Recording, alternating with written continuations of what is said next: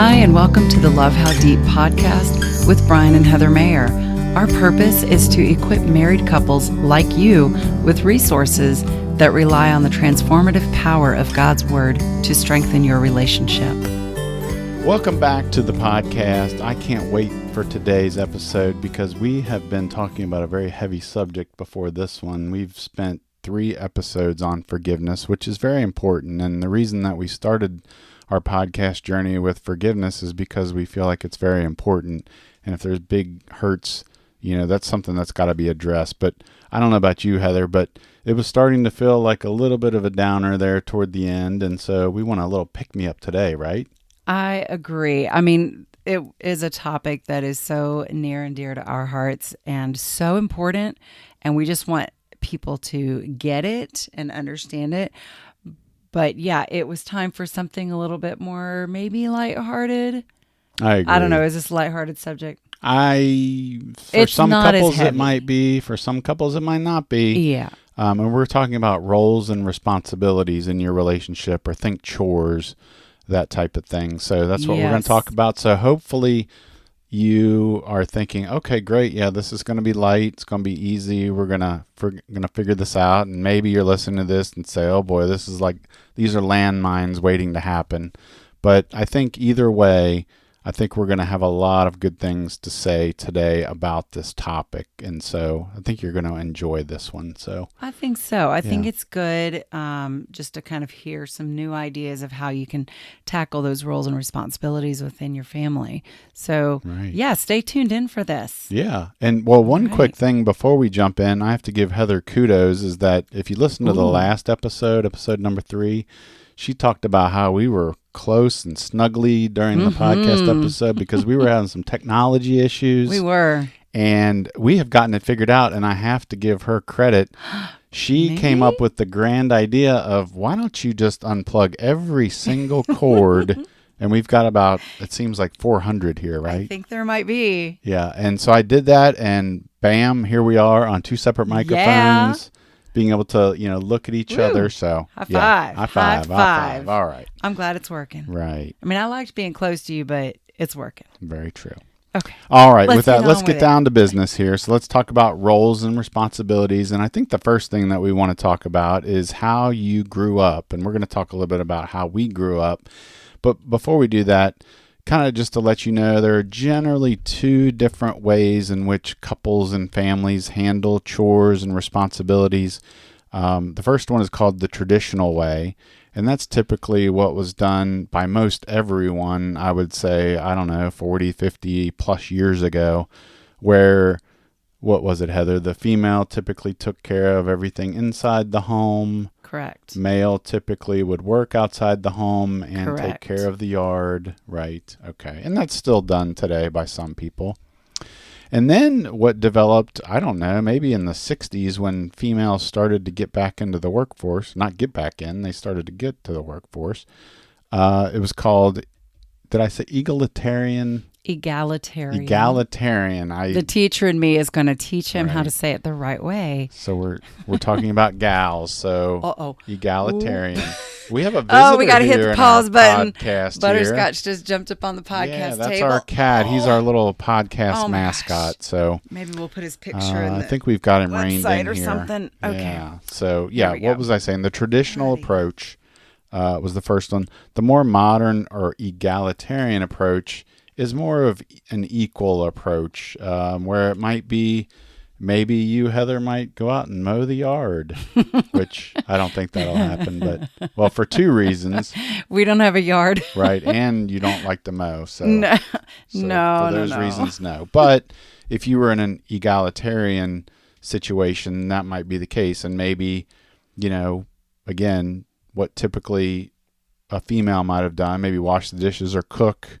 Maybe the male does that in your relationship. So those are the 2 ways in which couples typically approach this. I wanted to talk a little bit about our childhoods just to give you an idea of what we went through. And as we're doing this, think about your own childhood. And so, Heather, what was the approach when you were growing up, would you say?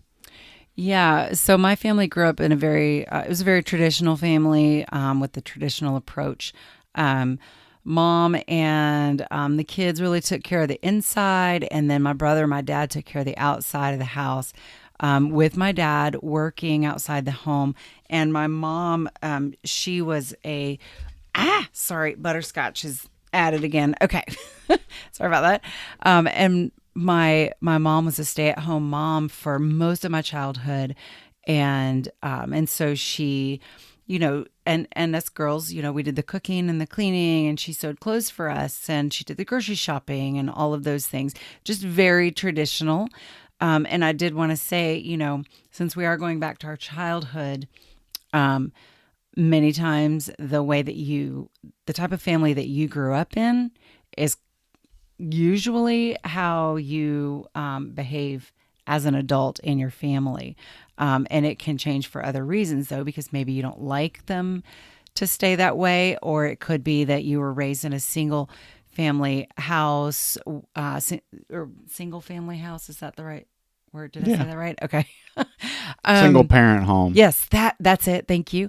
To where that one parent is doing everything. And so you're just, what is just a little bit different from someone that grew up in a home like I did with both parents and that sort of thing.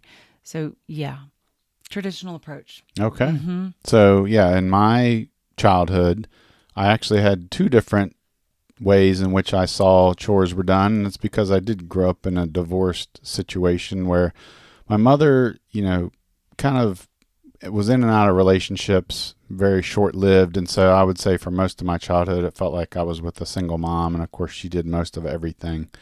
I had a couple of things that I did, but overall mostly saw her do everything. Now, we did typically live in apartments, so there was no outside yard work that I would see my mother doing, although I assume she probably would have had we lived in a home.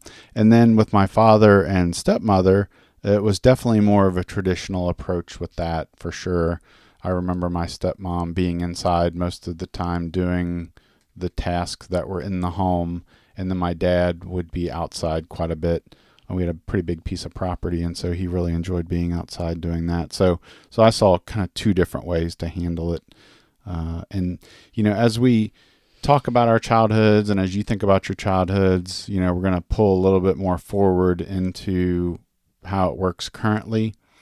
And so think about, again, how it works currently for you.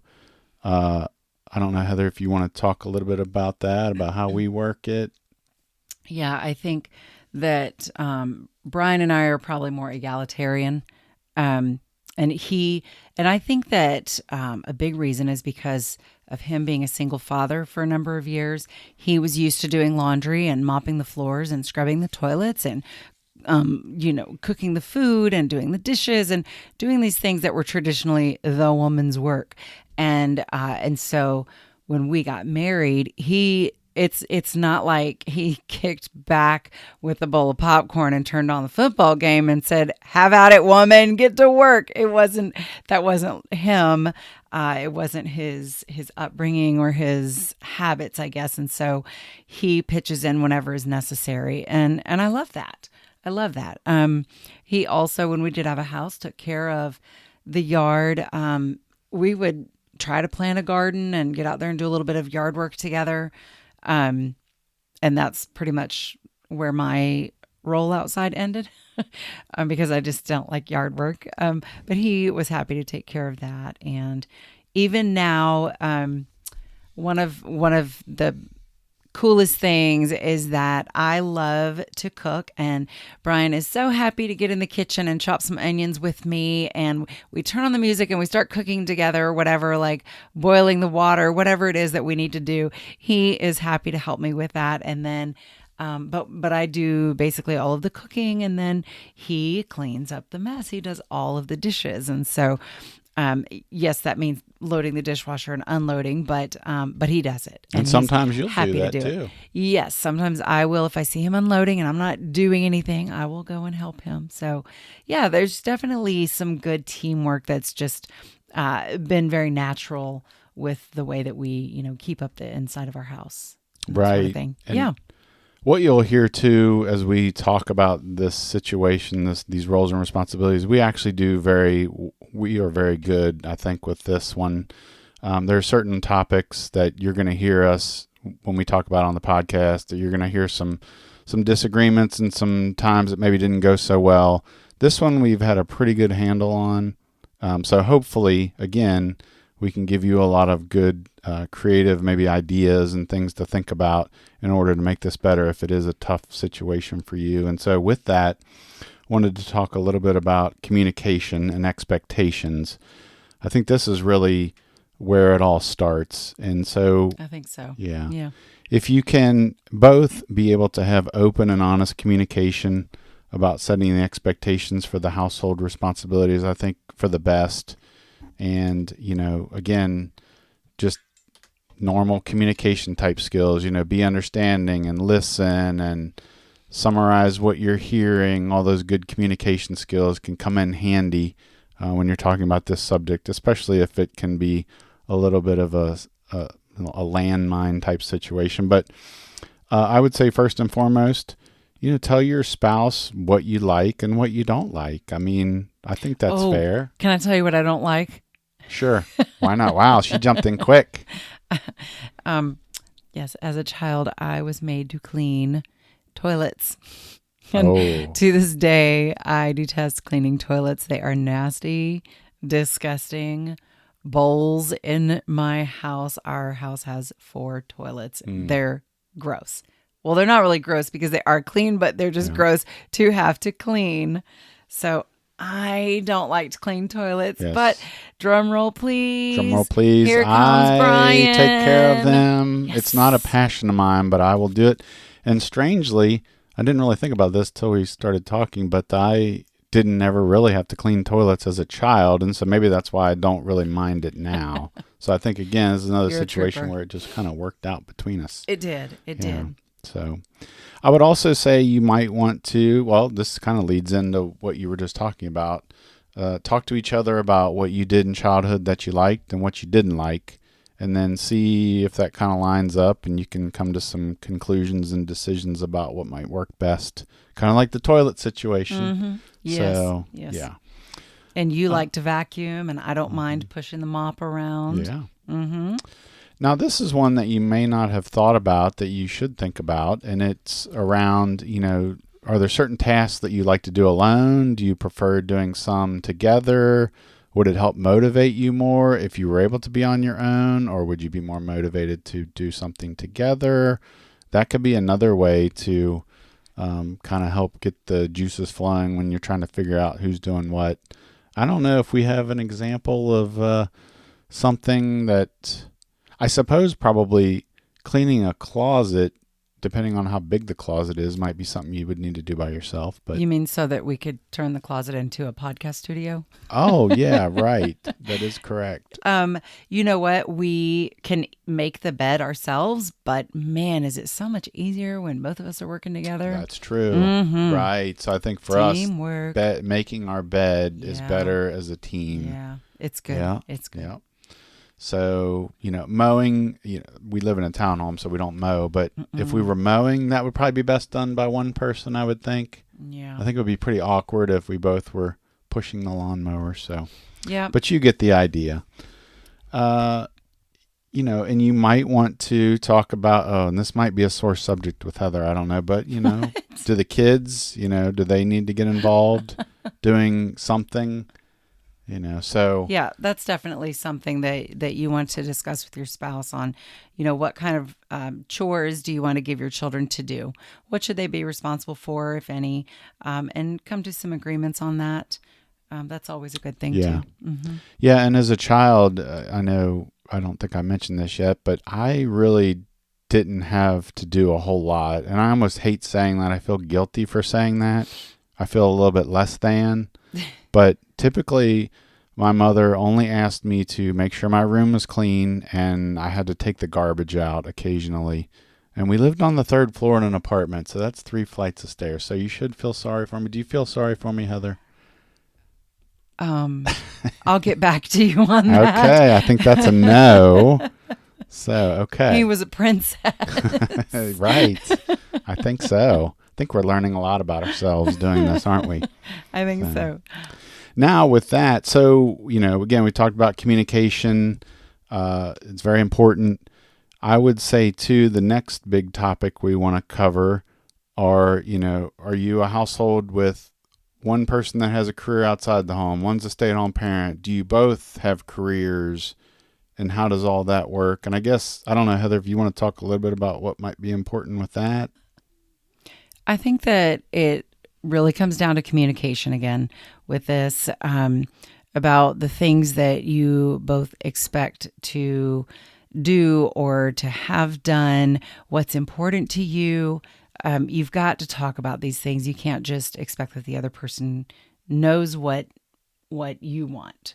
So just sharing those things with each other. If one of you is working outside of the home and the other's working inside the home, you're both really working. And but then if one of you is a stay-at-home and you are raising the children, what are the expectations there? They're different, just depending on what both of you do. If one of you travels a lot, what are the expectations there? It just comes down to communication. What the things are that are important. But I'm mixing up my words, man. What? Oh my gosh! What things are important to you? Right. And how, how you can make this work for the two of you. I apologize for my mixed up words. That's quite all right. I think you are just fine. So one thing too that you've always talked to me about, real quick, that I'll talk about here is the what is it? Fair is not always equal. Fair is not equal. Right. So you might want to do the egalitarian approach, but that doesn't mean necessarily that you have to come up with a list of tasks and then they have to be divided exactly down the middle, or we have to talk about, okay, how much time do I spend, how much time do you spend, and we have to make it completely equal. So no, that's not the goal here. Right. The goal is to work together. Yeah, it really is. Now we're going to get into, I think, the creative portion of our episode here and give you some thoughts about some things that you can do that maybe you haven't thought about. And let's just say again that you're just struggling. Maybe you're not communicating very well about things. You're having a hard time resolving conflict over this subject, or maybe you're just having difficulty getting things done. Maybe there's no time. Yeah, right. What do you have some ideas on a few things people can do with that? Well, if you don't have time and you have the finances, you could always hire an outside professional cleaning service to come in and take care of some of those things around the house. It is an added expense. So again, you want to communicate about that and see if you're even able to do that. Well, let's see. What else? I think you have an interesting story about some technology, right? Oh, man. Oh, my gosh. So, yes. So when we built our townhome, the entire main level is all wood floors, and we have 2 cats that create these massive Texas-sized tumbleweeds that float across the floor. One cat creates those? No, we have 2 cats. I don't know what he's talking about. But we have 2. One creates tumbleweeds. Oh okay, go ahead. Go ahead. Okay, so I told Brian for months and months and months and months that we needed to get a robot vacuum cleaner, because that is an awful lot of sweeping. And if anyone knows me, you know that my body is always broken in some way, whether it's actually physically a broken bone or just other issues going on. And so constant sweeping is not ideal for me, because that just brings about a lot more pain. And so I continue to tell him, let's look into getting a robot vacuum cleaner. Let's look into getting one. I really, really need one. I cannot do this all the time. And he would just say, well, how much are they? Okay, we'll talk about it. I'm like, what? Are we going to talk about it when I'm older? I was saying that because I was hoping she would forget, but she didn't. Honesty. I love his honesty. And so this was finally resolved when one night I looked at him and I said, Brian, I've got some things in the Amazon cart. You should perhaps take a look at it, because I'm ready to hit the buy button. And when he looked at it, he saw that there was about $6,000 worth of robotic vacuum cleaners in the Amazon cart that made his eyes bug out. But it got his attention, and in no way was I ever going to spend that much money on any cleaning equipment. Yeah. But it worked because I won. Okay, speak, Brian. No, I was just going to say, I don't know if any of you have seen the Jetsons. Remember the robotic maid? I assumed when $6,000 was in the cart, I assumed, oh, we're getting a robotic maid. Yeah, But we might get anyway, that next. She got my attention. I and did. Obviously, just spent a couple $100 on the robot vacuum. Yes, and it is very helpful because, pushing the broom around on this large main level is tough. But it's something that helps us, and it helps me physically and keeps the house clean. So, yay. All right. Yeah. So, I mean, Very I think good. that's something that if you need to think about doing some things like that to make the cleaning a little bit easier, then go for it, you know? Mm-hmm. Yeah, and we have a couple of other creative ideas for you. I'm going to call this one "Who's the Boss?" Do you remember that show back in the '80s? Did you ever watch that show? I Had did. Tony Danza. Yes. Oh, I forget the lead lady, but I don't know. yeah, he was the. I guess he was the maid. Anyway, so who's the boss? So what am I talking about there? I'm talking about if you have a situation, a task, or something maybe you're gonna put something together. Maybe you're gonna both put a shelf together or something like that. You might want to do what's called "Who's the Boss?" And what that is you make a decision before you do this thing together of who is going to be the leader and who is going to be the follower or employee. I don't know how you want to say it, but the leader gets to basically make the decisions on how this is going to work. Who is the chef and who is the sous chef? Ah, thank you. That Done. might be a better way to say it. There we go. Yes. Yeah. And the sous chef is the one that is carrying out the responsibilities. And what maybe not all of them, but Right. just kind of working alongside the chef, letting the chef sort of guide how this task is being accomplished. Right. And Chop I would my say, onions, please. Yes. And I would say the main responsibility for the chef or the leader is just to be nice. Don't be, well, I'll just leave it there. Well, be a good leader and communicate about your expectations Right. and talk with each other. Don't just, order around and say, put that screw in right there, like whatever. Right. Like, or, yeah, and don't we're not try not talking to be like that. highly critical. You're not doing it right and this and that. I mean, of course, if you need to communicate that, do it, Yeah. but be nice about it. And then I would say for the sous chef, don't question everything. You made a promise that I'm not leading, this is not my idea. Now, of course, if you think somebody's going to die if you do something the way the leader wants you to do it or the chef wants you, then say something. But outside of that, just let it go. Oh, that might be trademarked. I probably shouldn't have done that. So those were the two things there with who's the boss. What do we have? We have another one that's kind of creative. Did you want to talk about that one? No. No. Okay. All right. No, I'm just kidding. Okay. You could always try role reversal because it's hard to really understand what the other person is doing if you haven't walked in their shoes.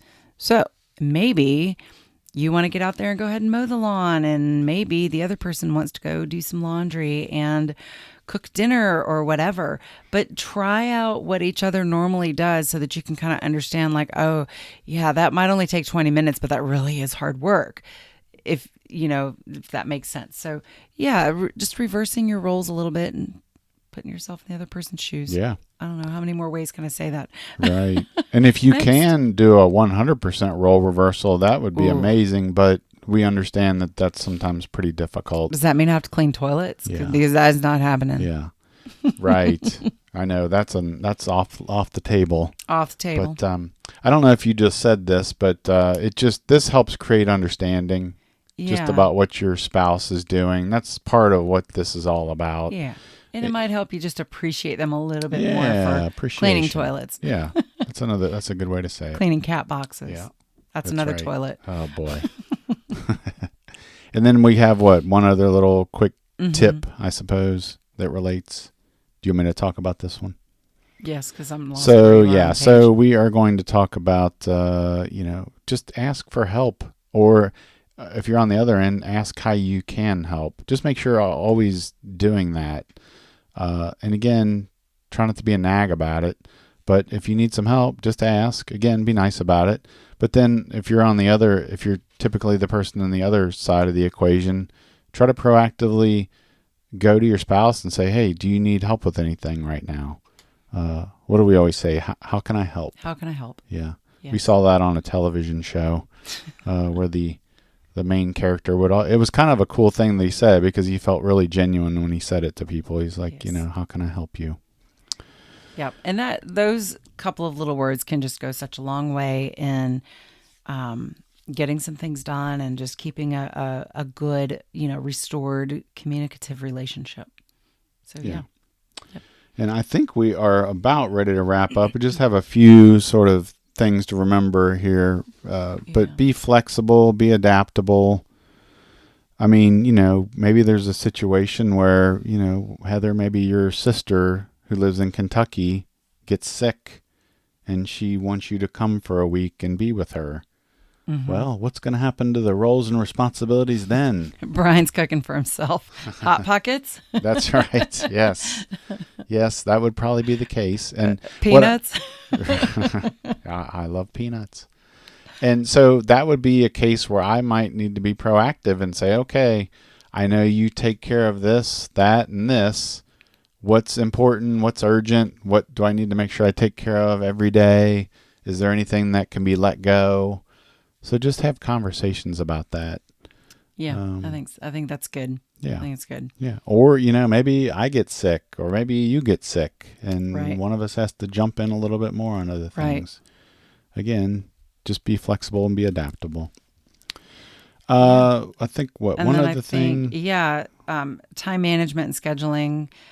Sometimes it can just be so overwhelming to think about everything that has to be done around the house. And oftentimes the only time anything gets done is on the weekends, and then the weekends are filled with so many other engagements that are happening. So when do things get done? And, a long time ago, Brian and I created a schedule so that kind of planning out like what we were going to do every night of the week, so that it was just really probably 20 minutes of a chore each night.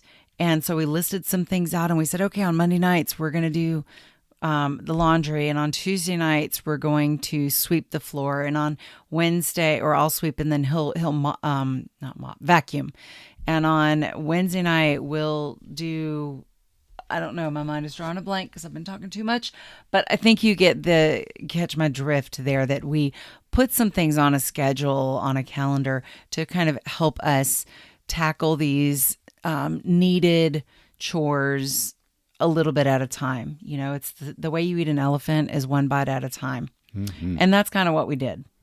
And that helped. That really helped to get some things done and to create some habits, really. So. Yeah, I think so. Mm-hmm. And I think this might be a good place for us to start to wrap. And so not rap as in musically rap, but wrap it up. So I hope that you have gotten a lot out of this. I hope that we've given you some thoughts and some ideas about what it is to work together on the roles and responsibilities and your chores and your tasks. And hopefully we've given you some creative ways in which to do that if you're struggling at all with that. And so I think with that, we want to point you to our Love How Deep newsletter, so you can get a lot more tips and strategies and resources to help strengthen your marriage. And we do it all by focusing on godly wisdom. And we would be very appreciative if you would go out to the episode link, and it's going to be at lovehowdeep.com/4, because we're on episode 4. And we'll have a link to the newsletter, and you can sign up. And we send it out typically weekly, and occasionally we like to send out some extra things for you. So I think you'll really enjoy it, and you'll be able to stay up to date on the blog articles and our podcast and all kinds of different things that we're doing. So I think with that, do you have anything else to say, Heather? Go and spend some fun quality time together, because doing chores is not necessarily fun, but hopefully you're going to listen to this maybe together and get some things kind of divided and conquered. But don't forget, it's not always about, your marriage should not always be about doing this stuff together. So be sure you spend some good quality time with each other and just nurture your marriage, your relationship. Yeah. Yes, I would agree with that. That is an awesome way to wrap up this episode. And so we will go ahead and sign off. And as I always say, just remember that marriage is not something you have, it's something you do every day. Take care until next time.